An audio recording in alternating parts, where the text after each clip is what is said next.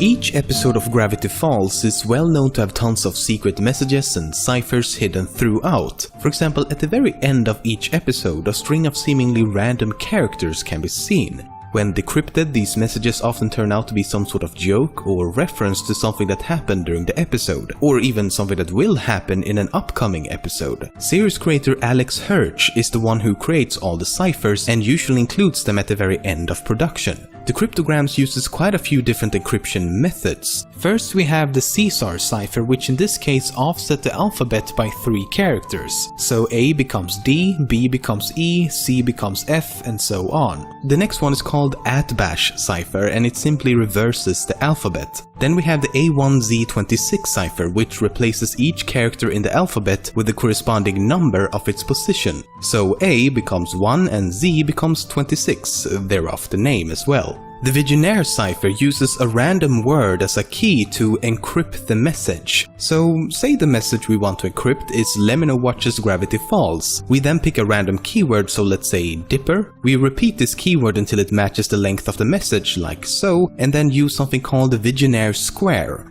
The first letter of the message is L, which means the row that begins with L. And the first letter of the keyword string is D, which means the column that begins with D. Row L and column D intersect at O, so the first letter of the cryptogram is O. Then you repeat this process for each letter, and just like that, you have a secret message.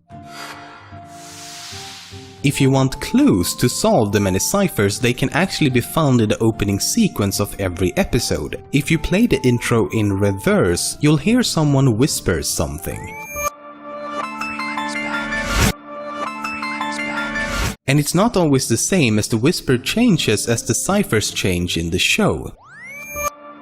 Switch A and Z. 26 letters. Key Visionaire. Oh, and you can also see Bigfoot if you pause at the right frame.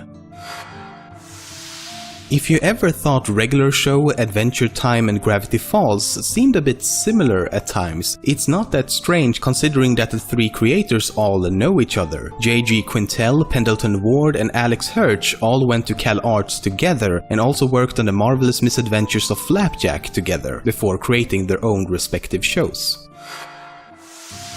When Alex Hirsch and his friends were still in school at Cal Arts, they knew a guy named Jesus Chambreau. They knew he was a few years older than them, but not his exact age. He jokingly became this sort of mysterious person that they knew, but at the same time kinda didn't. This brought on the inspiration to create the character Zeus in Gravity Falls. Grunkle Stan is also based on a real person, namely Alex's grandfather, also named Stan. Even Dipper and Mabel are loosely based on Alex and his twin sister Ariel. For example, just like Mabel in the show, Alex's sister used to love boy bands, had an assortment of vibrant sweaters, and was in general quite goofy and crazy as a child.